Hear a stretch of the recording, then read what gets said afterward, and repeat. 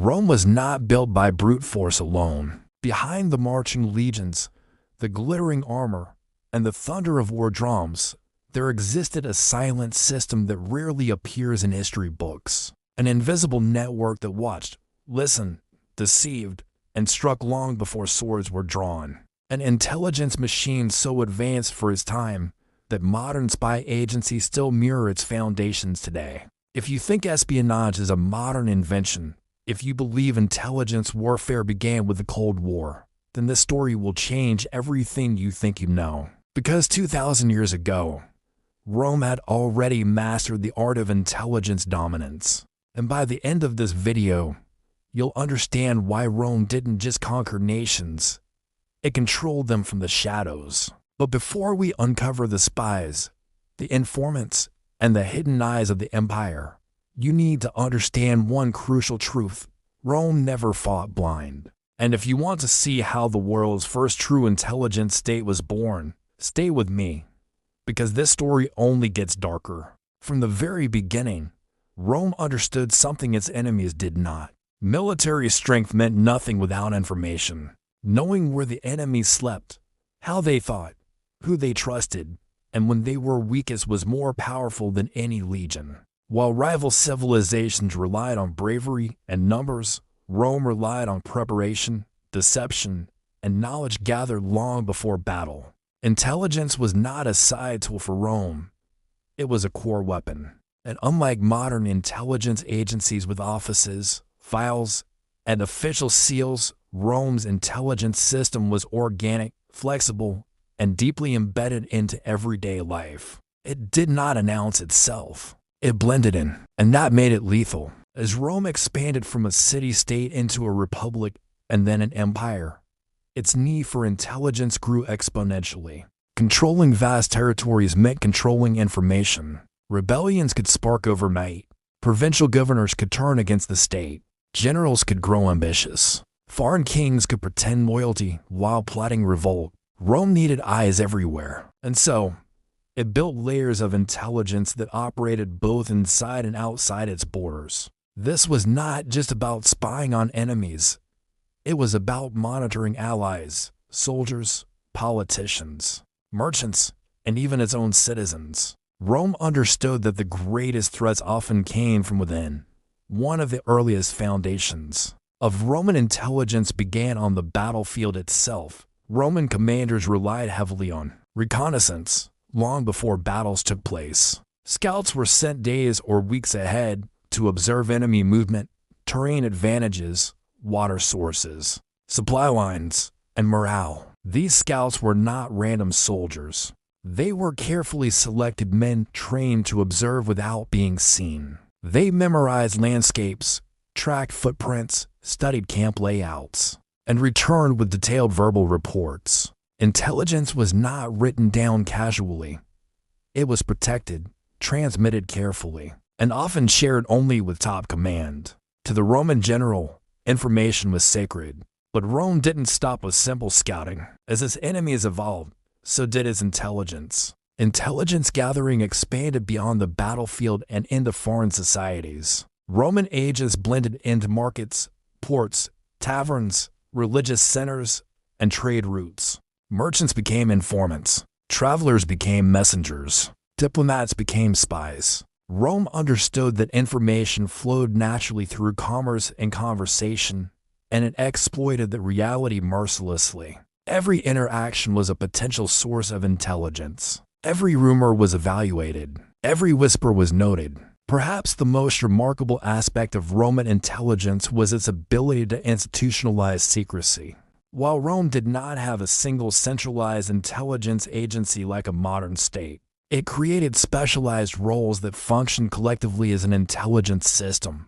One of the earliest and most important of these roles was the explorators. These were military scouts who operated ahead of Roman forces, often deep in hostile territory. Unlike regular scouts, explorators were trained to survive alone or in small groups.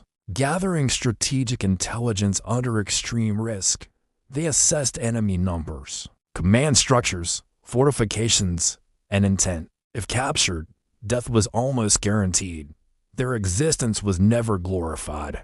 Their success was measured by what they prevented, not by what they destroyed. As Roman warfare grew more complex, intelligence roles diversified. Enter the speculators, a group that moved intelligence gathering into darker territory. While explorators focused on reconnaissance, speculators served as spies, messengers, and sometimes executioners. They carried confidential messages between generals, conducted surveillance within cities, monitored suspicious individuals, and even carried out covert assassinations when necessary. They were trusted with sensitive information that, if leaked, could bring disasters upon entire legions. Loyalty was not assumed, it was enforced. Speculators lived under constant scrutiny. Because Rome understood an uncomfortable truth: spies are dangerous tools, even to the state that controls them. What made Roman intelligence terrifying was not just its reach, but its integration into civilian infrastructure. One of the most underestimated intelligence tools Rome ever created came disguised as something completely harmless: logistics. The frumentary, originally tasked with supervising grain supplies, gradually evolved into one of the empire's most powerful intelligence networks. Because they traveled constantly between provinces and Rome, they had access to conversations, documents, and local power struggles. They listened, they remembered, and eventually, they reported. Over time, the frumentary became feared as internal intelligence agents, responsible for monitoring provincial governors, military officers, and even senators. Rome had essentially embedded an intelligence service into its supply chain. Brilliant, efficient, and deeply unsettling. This intelligence system was not just reactive, it was predictive. Rome sought to detect threats before they emerged. Political dissent, religious movements, regional unrest, nothing escaped observation. In many ways, Rome pioneered internal surveillance. The empire did not wait for rebellion to occur. It watched for the conditions that made rebellion possible: an unhappy population, a charismatic leader, economic strain, a divided military presence. When these signals aligned, Rome acted, sometimes diplomatically, sometimes militarily, sometimes covertly. Communication was the backbone of this intelligence empire. Rome built one of the most advanced road networks in human history, not merely for trade or troop movement, but for the rapid flow of information. Messages moved with astonishing speed for the ancient world. Couriers were trained, routes were secured, and delays were treated as dangers to state security. Information was power, but speed was dominance. Rome did not just collect intelligence, it moved faster than its enemies could react. Secrecy defined everything. Intelligence failures were punished brutally. Betrayal meant death. Even accidental leaks could end careers or lives. Roman commanders understood that intelligence was not invincible. It required discipline to survive. Orders were often delivered orally to prevent interception. Written messages used codes, abbreviations, or trusted hands. Intelligence reports were limited in distribution. Rome didn't need everyone to know. It needed the right people to know at the right time. As Rome's empire expanded, intelligence operations grew increasingly aggressive. Preemptive intelligence gathering became the norm. Before declaring wars, Roman agents assessed political fractures, tribal rivalries, and leadership weaknesses. Rome frequently supported internal divisions among its enemies, turning allies against each other without lifting a sword. Wars were often decided before they officially began. By the time Roman legions crossed borders, the outcome was often already determined by intelligence. And this is the most frightening part of Roman military intelligence. It was not temporary. It evolved, adapted, and institutionalized itself across centuries. Different emperors used it differently, some carefully, some brutally, but none ignored it. The moment an emperor neglected intelligence, conspiracies followed. History proved that lesson repeatedly. Rome itself became both master and victim of intelligence warfare, as internal surveillance bred paranoia and power struggles. What began as a tool of survival became a tool of control. Intelligence shaped military campaigns, crush revolts, manage public perception, and maintain imperial authority. Rome understood something most powers learn too late. Domination does not come from strength alone. It comes from knowledge. Who to trust, who to watch, and who to eliminate before they become a threat. And yet, this was only the first layer. Because the deeper we go into Rome's intelligence world, the more it begins to resemble modern espionage, covert agents, internal surveillance, psychological control, coded communication, and state paranoia. The Roman Empire was not just a military superpower. It was history's first true intelligence empire.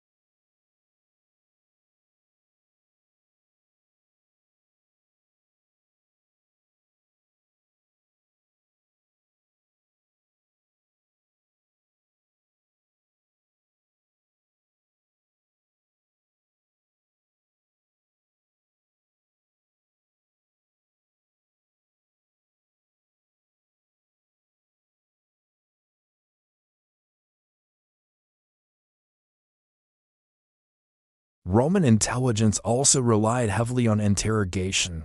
Captured enemies, defectors, and prisoners became valuable sources of information. Interrogation methods ranged from psychological pressure to brutal physical coercion. Rome believed truth could be extracted through force or fear, and moral concerns rarely interfered. However, Roman interrogators were not solely reliant on cruelty. They often exploited rivalries, offered incentives, or leveraged family connections. Information extraction was tailored to the individual. Empathy and threat were tools used interchangeably. Defectors played a critical role in Roman intelligence victories. Rome actively encouraged betrayal. Enemy soldiers, officers, or leaders were promised protection, wealth, or status in exchange for cooperation. Some sided with Rome out of survival, others out of ambition.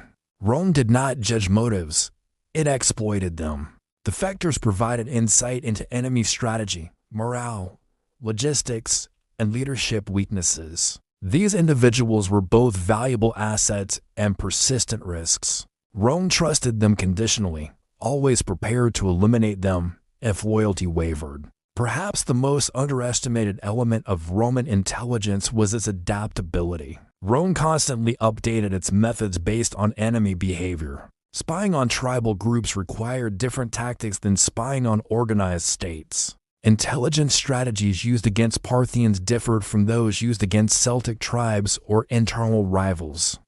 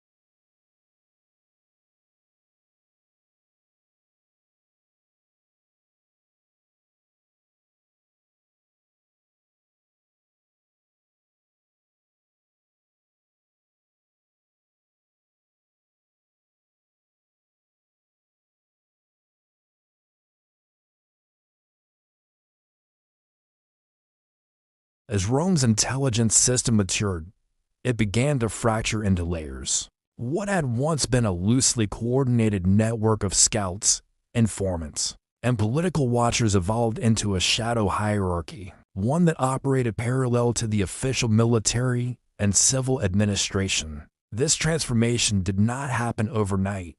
It was driven by necessity, fear, and power. Rome realized that intelligence itself needed protection. Spies needed spies. Observers needed watchers. Thus, counterintelligence was born. Counterintelligence in Rome was ruthless by design.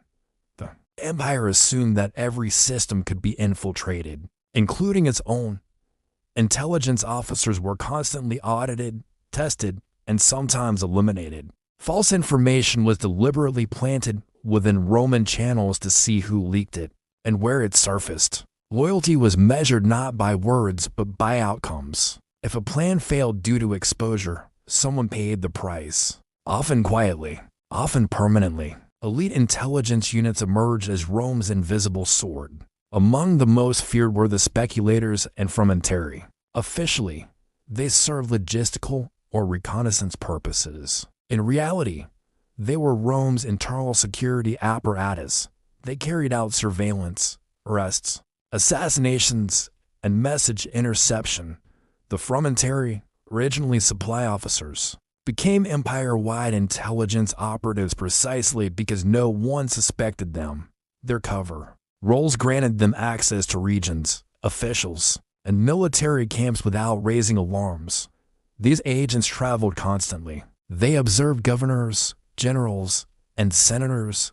They listened in taverns, military quarters, and marketplaces.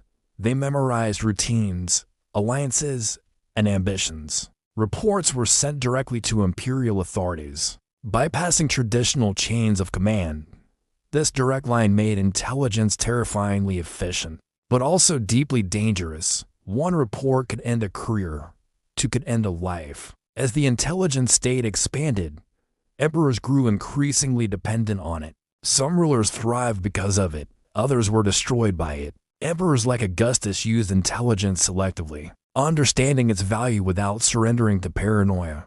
Later emperors, however, became obsessed with threats both real and imagined. Intelligence reports became lenses that warped reality. When fear guides interpretation, every whisper becomes evidence. Rome's intelligence culture increasingly blurred the line between external threat and internal dissent. A senator questioning policy could be labeled a traitor. A general with loyal troops could be seen as a rival. The intelligence system was no longer just guarding Rome. It was shaping Rome's politics. Power flowed not only through armies or laws, but through information control. Military intelligence also took on a predictive role. Rome attempted to calculate not just what enemies were doing, but what they might do. Analysts, though never formally titled as such, studied patterns of rebellion, leadership succession, and economic strain. Intelligence was used to forecast instability. When data suggested unrest, Rome often acted preemptively.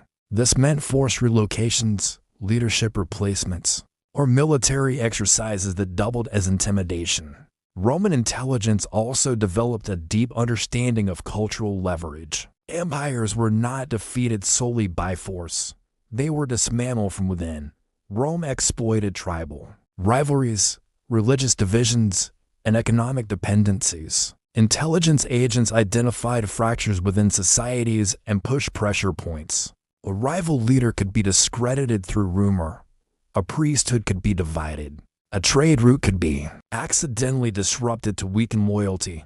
Rome waged warfare on identity long before modern psychological operations existed, yet intelligence effectiveness came at a cost. Trust evaporated. Across the empire, governors feared their staff. Generals distrusted their officers. Senators spoke cautiously even among friends. The constant presence of surveillance created an environment where loyalty was performative, rather than genuine. People complied out of fear, not allegiance, and fear, while powerful, is brittle. Within the military itself, intelligence created invisible hierarchies.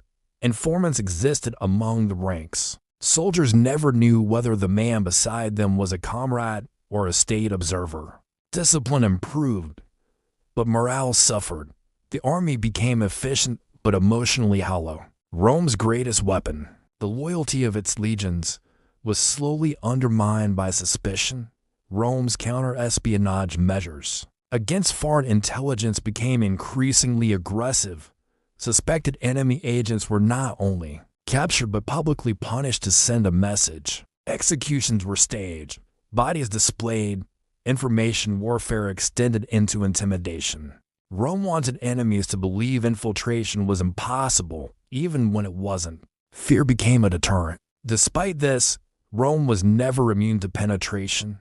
Parthian and later Persian intelligence services learned to counter Roman methods. Some Roman agents defected, others were turned into double agents. Intelligence warfare became a silent arms race. Each side adapted, each side learned. Rome, once the master of information dominance, faced adversaries who understood its playbook. The most damaging failures came not from external enemies, but from internal intelligence decay.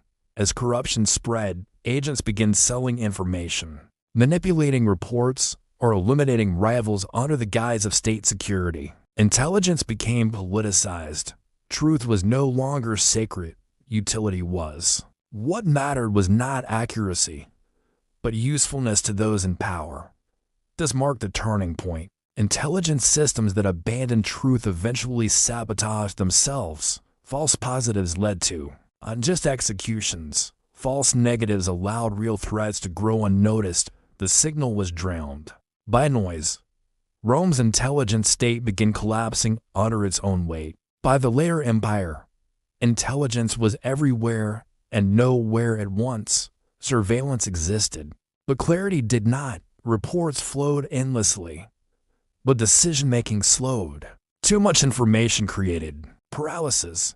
The system designed for insight now generated confusion.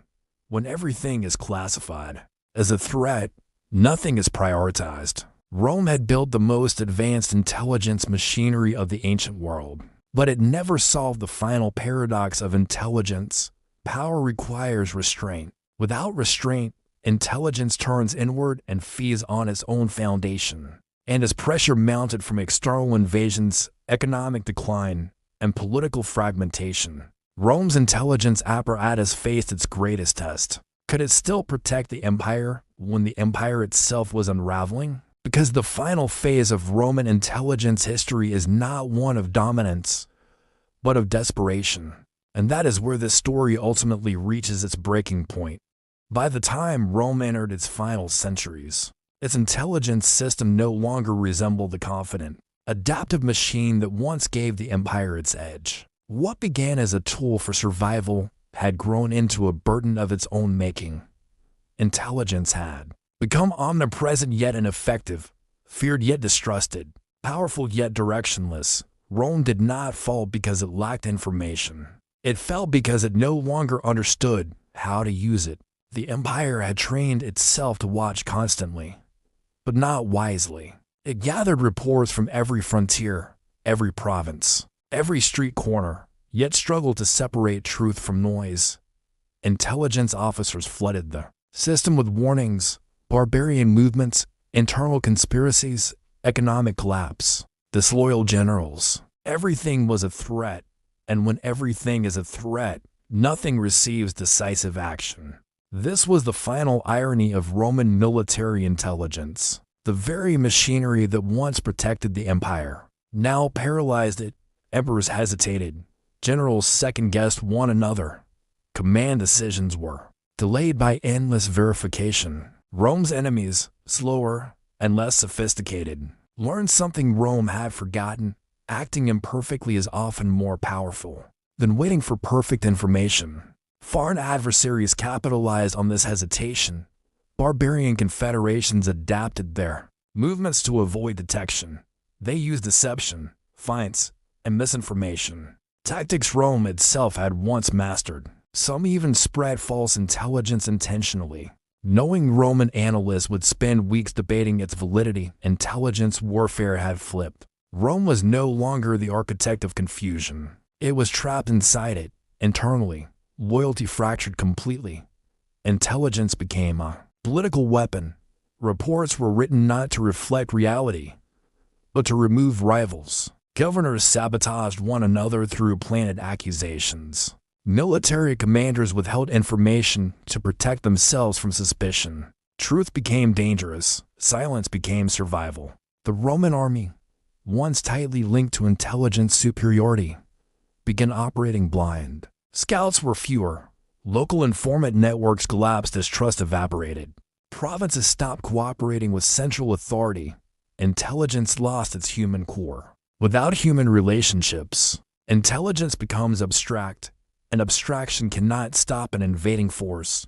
And yet, even in collapse, Rome left behind something extraordinary. Because every modern intelligence doctrine still carries Roman DNA. The use of layered intelligence networks, the separation of field collectors from analysts, the exploitation of cultural divisions, the weaponization of information and fear, the understanding that intelligence is not just about enemies, but about power. Rome did not invent espionage, but it institutionalized it. It transformed spying from an act into a system. It proved that intelligence could shape borders, topple kings, prevent wars, and sometimes cause them. That lesson survived Rome's fall. Centuries later, modern empires would rediscover it, from medieval courts to colonial powers. From secret police to modern intelligence agencies, Rome's methods resurfaced again and again. Surveillance states, internal security units, counterintelligence bureaus, psychological operations, information control, all echoes of an empire that understood something fundamental: wars are won long before armies march. But Rome also left a warning. Intelligence without restraint becomes self-destructive. Surveillance without trust breeds rebellion.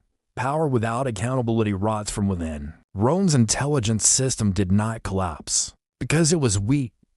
It collapsed because it consumed the society it was meant to protect. This is why Roman military intelligence is not just ancient history. It is a mirror. Every civilization that seeks total awareness eventually faces the same question Rome did. How much control is enough? At what point does security destroy legitimacy? When does intelligence stop defending the state and start replacing it? Rome never answered the question, and neither have we. The empire fell, but the intelligence war never ended. It simply changed names, tools, and technologies. The shadows grew deeper. The methods grew quieter. The stakes became global. And that is why stories like this matter. Because intelligence history isn't about the past. It's about patterns. Patterns that repeat. Patterns that warn. Patterns that reveal how power truly works behind banners, speeches, and borders. If this story pulled you in, if it made you see the ancient world differently, then you belong here. This is Spycraft Chronicles, where we uncover how empires really operated, how intelligence shaped history, and how the shadows of the past still move the world today. If you want more deep dives into real spycraft, ancient intelligence networks, covert operations, and the hidden machinery behind history,